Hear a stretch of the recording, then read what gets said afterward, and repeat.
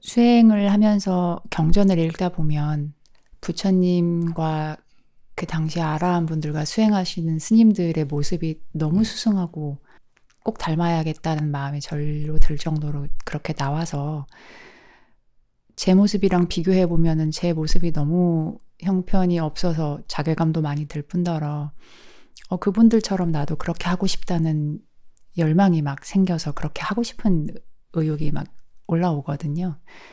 그래서 예를 들어서 그 어떤 마음으로 말하고 있는가 그 법문에서 이야기해 주셨던 것처럼 말을 할 때 부처님께서 이렇게 이렇게 이렇게 말을 해라라고 가르쳐 주신 것도 있고 어떤 스님께서 이렇게 말을 한다고 하시는 것도 있고 이제 그런 것들을 읽다 보면 나도 진실을 다른 사람한테 이득이 되는 말이라면 적절한 때를 잘 살펴서 자애의 마음으로 부드럽게 얘기를 하면서 천천히 이야기를 하는 식으로 노력을 해야지. 이렇게 배운 것들을 이렇게 하나하나 외워놓고 그거에 맞게 저를 이렇게 훈련을 시켜야지. 이제 이런 식으로 그분들을 닮고 싶은 마음이 있으니까 이제 그렇게 하려고 마음이 일어나기도 합니다. 근데 이제 그렇게 해야지라고 생각을 하다가도 이게 뭔가 좀 이상한 것 같은데 하는 생각도 좀 들거든요. 그래서 제가 이걸 잘하고 있는 건지 여쭤보고 싶었습니다. 그런 이제 경전에 나오는 그 아라한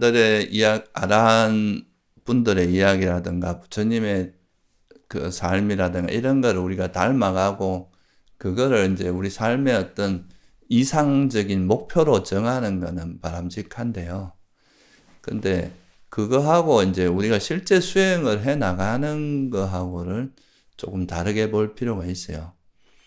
그러니까 이제 우리가 이제 부처님이 말씀하신 거라든가 아라한의 모습이나 이런 거는 일종의 우리가 나중에 도달해야 될 목표 같은 거지. 지금 당장 내가 실현할 수 있는 건 아니에요. 왜냐하면 그분들은 이제 번뇌를 다 없앤 분들이고, 이제 수행을 시작하는 사람, 아이고, 번뇌가 많이 죽을 듯이 일어나는데 그냥 정보로, 지식으로 알고 있는 거잖아요. 그러니까 그거를 어설프게 거기에 자꾸 자기를 끼 맞추려고 하다 보면 오히려 자기가 가지고 있는 어떤 그 고유의 어떤 특성이나 이런 것도 없어져 버리고 되게 어색한 모습이래요. 자기한테 어울리지 않는 옷을 입고 있는 거나 비슷하거든요. 네, 그러니까 경전에 나와 있는 그런 훌륭하신 분들의 행동거지 요소들을 외워서 하려다 보면 정말 끼워 맞추는 느낌이 약간 예, 듭니다. 그거는 되지도 안 하고, 네. 왜냐하면 자기가 터득한 게 아니기 때문에. 그냥 이제, 나도 열심히 수행해서 저런 모습이 돼야 되겠다는 우리의 방향성이나 귀감으로 삼는 거는 바람직해요. 그리고 뭐, 말할 때는 이제 진실을 말하고, 또 적절한 때 말하고, 온화하게 말하고, 이렇게 하겠다고 이제 우리가 방향성을 잡는 건 좋은데, 실제 할 때마다 그렇게 생각하면 말도 잘 못하고 어색해서 잘 나오지도 않거든요.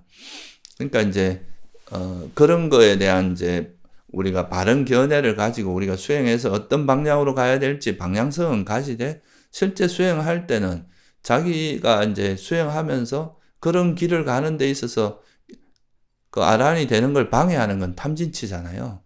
그러면 그 탐진치가 일어날 때마다 그 탐진치에 빠지지 않고 그걸 알아차리고 놓아버리는 쪽으로 마음을 계속 수행을 해 나가다 보면 우리 마음에서 이제 뭔가 부처님이나 아라한처럼 행동하지 못하게 하는 방해하는 요소들이 있었잖아요. 그거를 이제 놓아버리고 그걸 어떻게 극복하고 그 원인이 뭔지를 아는 이런 지혜가 생기다 보면 그런 것들이 서서히 없어지면서 정말 순수한 마음에서 뭘 아라한 과거 우리가 경전에서 보는 거라 아라한들의 삶이 어떤 거라는 걸 조금씩 이렇게 엿볼 수 있다고 할까요? 자기가 완전히 터득한 건 아니지만 그렇게 하면서 이제 서서히 자기만의 모습이 드러나는 거거든요. 우리한테 있는 자기가 가지고 있는 고유의 어떤 스타일이나 그 성격이나 이런 게 그렇게 뭐 수행한다고 100%확 바뀌고 이러진 잘 않아요. 만약에 수행한다고 똑같은 모습이 된다 그러면 부처님 당시에 왜 부처님께서 뭐 제자들 중에 저 사람은 뭐 설법제일이고 저는 신통제일 이런 다양성이 있을 수가 없잖아요. 그러니까 자기 원래 가지고 있는 그 어떤 모습은 있는데 거기서 번뇌라는 탐진치를 빼고 나면 그때 있는 그 모습이 사실은 자기만의 고유의 모습인 거거든요. 그래서 그런 탐진치를 버리는데 노력을 기울이는 게 조금 더 현실적입니다. 자꾸 자기한테 맞지도 않은 모습을 끼 맞추려고 하다 보면은 오히려 수행에서도 그게 욕심이거든요. 어떻게 보면. 욕망으로 자꾸 내가 원하는 어떤 사람의 모습을 내가 나한테 자꾸 이식하려고 하는 거잖아요. 그렇게 하다 보면 자기 원래 이제 모습도 좀 희미해지고 자기 스타일도 좀 무너지면서 오히려 자기한테 맞지 않는 옷을 입다 보면 수행도 잘 안 됩니다. 이게 욕망으로 하는 거기 때문에. 보통 수행자들이 그렇거든요. 뭐 어떤 수행 잘하면 계를 잘 지키는 스님 보면 나도 계를 잘 지키고 물론 계를 잘 지키는 건 맞는 거예요. 그것도 삼매 뭐 또 이렇게 뭔가 덕이 많은 사람은 난 덕도 많고 싶고 지혜가 많은 사람은 그걸 다 두루 갖춘 사람은 사실 부처님 같은 분밖에 없어요. 다 약간씩은 내가 더 잘하는 부분이 있고 또 부족한 부분이 있는데 그런 거를 인정하고 자기한테 맞는 수행을 하는 것이 현실적으로 더 바람직하다고 봅니다. 그러니까 자기 원래 있는 거에서 그냥 실제로 자기가 괴로움에서 벗어나지 못하게 하는 탐욕이나 성냄이나 어리석음을 버리는 거기에 포커스를 맞추면 그 탐진치를 버리는 그 지혜가 이제 성장하면서 탐진치가 서서히 버려지면서 자기가 가지고 있는 장점이나 그런 것도 고유의 어떤 자기 모습이 잘 드러날 거 아닙니까? 그렇게 자기 스타일대로 자기 조건에 맞게 수행하는 것이 바람직하지. 어떤 이상함을 걸어놓고 그 관념적으로 걸어놓은 다음에 그거다 자꾸 자기를 끼워 맞추는 거는 수행도 잘 안 될 뿐더러 현실하고 그 이상함 괴리가 너무 커요. 그러니까 이거는 그 이상함이 또 자기한테 맞는 옷이 아닌 경우가 대부분입니다. 그래서 이렇게 수행하는 거는 크게 도움되지 않고 오히려 그건 자기 욕망이 발현된 거거든요. 내가 되고 싶은 자기만의 어떤 욕망이 막 작용해서 이렇게 만들어 놓은 거기 때문에 현실성도 떨어지고. 근데 그냥 나한테 있는 지금 내가 가지고 있는 문제점 중에 탐욕이나 성냄이나 어리석음을 버리는 쪽으로 그건 자기 조건에 맞는 수행을 하게 돼 있거든요. 나한테 이런 탐욕이 일어나. 그러면 이 탐욕이 일어나는 또 나만의 조건이 있단 말이에요.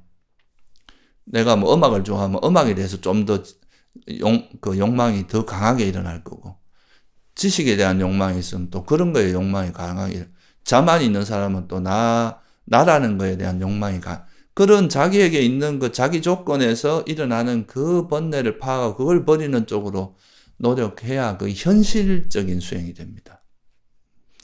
안 그러면 되게 관념적으로, 그러니까 머릿속에 이렇게 걸어놓고 거기다가 자꾸 자기를 끼 맞추는 쪽으로 가는 거는 그 수행에서 성공하기가 쉽지 않을 겁니다.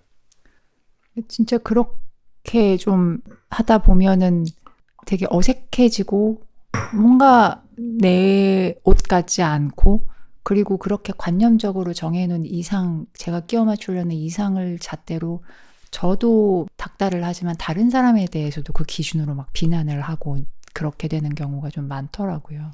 그하고 이제 자기가 이상향을 했는데 그게 또 뜻대로 되지 않으면 불만이 자꾸 생기거든요. 네, 그래서 수행도 힘들고. 그러니까 자꾸 화가 난단 말이에요. 이게 욕망으로 수행을 하니까 그 욕망이 또 현실적으로 잘 될 수 없는 거 이상향을 만든 거니까. 아예 성향 스타일 자체가 다른 분을 따라하려고 하니까. 그 이상향이 또 이루어지지 않으면 또 계속 불만족이 생기니까 수행하는 것 자체가 힘들어져요. 그렇게 하면. 근데 자기한테 있는 그냥 자기 조건에서 일어나는 그런 번뇌를 발견하고 그 번뇌를 버려나간 쪽으로 하면 이 번뇌가 조금씩 버려지면서 또 그 발전해 나가는 그런 데서 오는 즐거움들이 있거든요. 그러면 거기서 이제 그 소위 말해서 이제 이런 탐욕이나 성냄이 이렇게 놓아지면서 오는 그 즐거움들, 벗어남의 즐거움들을 기반해서 이렇게 하면 수행도 재미있고 자기한테 딱 맞는 옷이기 때문에 현실감이 있어요. 이거는 자기한테 딱 맞는 방식으로 수행을 해 나가는 게임인데 자기만의 노하우도 생기고 그렇게 수행하는 것이 바람직합니다. 그러면 스님이 늘 강조해 주셨던 것처럼 자기 마음을 잘 살펴서 마음에 있는 장애를 관찰하고 내려놓고 계속 그거를 반복을 하는 식으로 하면은 그냥 되는 거네요. 예, 그러니까 자기가 가지고 있는 어떤 마음의 형태는 원래 타고난 게 있을 거 아니에요. 그죠? 거기서 문제가 되는 거는 번뇌란 말이에요. 그 어떤 내 마음을 이렇게 지탱하고 있는 욕망이라든가 성냄이 이런 잠재적으로 돼 있는 이것만 버리면 되는 거지. 굳이 내가 가지고 있는 모든 걸 다른 사람, 내가 이상형이라고 생각하는 거에 다 맞추는 거는 오히려 그게 어색하고 오히려 안 맞는 수행이 될 수 있거든요. 스님, 그러면은 경전을 읽을 때 수행 초기에는 실제로 워낙 수승한 분들의, 위대한 분들의 이야기다 보니까 그렇게 관념적인 이상에 너무 경도된 나머지 정말 집착을 해서 끼워 맞추려는 식으로 수행을 하게 되기가 쉽거든요. 그러면 내 조건에 맞게 내 마음에 있는 번뇌를 버리려고 노력을 하면서 수행은 하되, 그러면 어떤 마음가짐으로 그런 경전의 위대한 분들의 이야기를 읽어야 될까요? 그런 분들은 이제 일종의 이제 아라한이 되면 저런 모습으로 변해가는 이제 저런 훌륭한 모습이 되고 아주 그 바람직한 모습이 된다는 우리의 목표 이제 하나의 귀감이 되는 그런 모델들이시잖아요. 그런 걸로 생각해야지 그 모델이 나하고 똑같을 수는 없단 말이죠. 그 마음 상태가. 그러니까 우리가 가야 될 방향성에서 그 괴로움의 소멸을 위해서 그분들에서 배울 수 있는 것, 이제 또 기감이 되는 거는 배워가지만 그거를 거기서 나오는 모습하고 똑같이 모든 면에서 다 똑같이 될 수는 없어요. 예를 들어서 우리가 그런 이야기도 하잖아요. 이 세상에서 되게 예쁜 연예인들, 눈 예쁜 연예인 눈 빼오고, 귀 예쁜 연예인 귀를 가져오고, 코, 뭐 이래갖고 이래 얼굴을 만들어 놓으면 되게 어색하다 그러거든요. 오히려 안 예쁘다 하잖아요. 그게 사실 자기한테 맞는 그 모습이 있거든요. 그러니까 그런 다양한 모습이 있지만 그런 모습, 저 이제 아라한이 되면 저렇게 아름다운 마음 상태가 되는구나 하면서 결국 아라한이 되는 조건은 내 마음에 있는 탐진치를 버리는 거잖아요. 그러니까 탐진치를 버리면 나도 이제 그런 아라한이나 이제 그런 분의 한 모습이 되고 또 나만의 독특한 또 모습이 드러날 거 아니에요. 그러니까 경전에 나오는 그런 이제 가르침이나 그거는 우리가 이제 목표 지점이나 가야 될 방향성에서 도움을 받는 걸로 해야지. 그걸 똑같이 내가 너무 똑같이 거기에다 나를 끼 맞추려고 할 필요는 없다. 그렇게 생각하는 게 좋을 것 같아요. 그러면 결국에는 수행을 하면 할수록 진정한 나라고 하면은 불교적으로는 진실이 아니지만 어쨌든 이 온 흐름에서의 굉장히 좋은 모습으로서의 개성이 드러나는 식으로 발전을 하겠네요. 그렇게 될 수밖에 없어요. 이게 이제 오온이라고 해도 우리가 과거에 세세생생 익혀온 자기만의 또 스타일이 있을 거 아니에요. 그죠? 마음이 움직인 그 형태가 달랐을 거 아니에요. 그 중에서 이제 그 탐진치로 인해서 오염되어 있던 거기에 빠지고 나면 이제 그 아주 순수한 형태의 오온이 나타나는 거겠죠.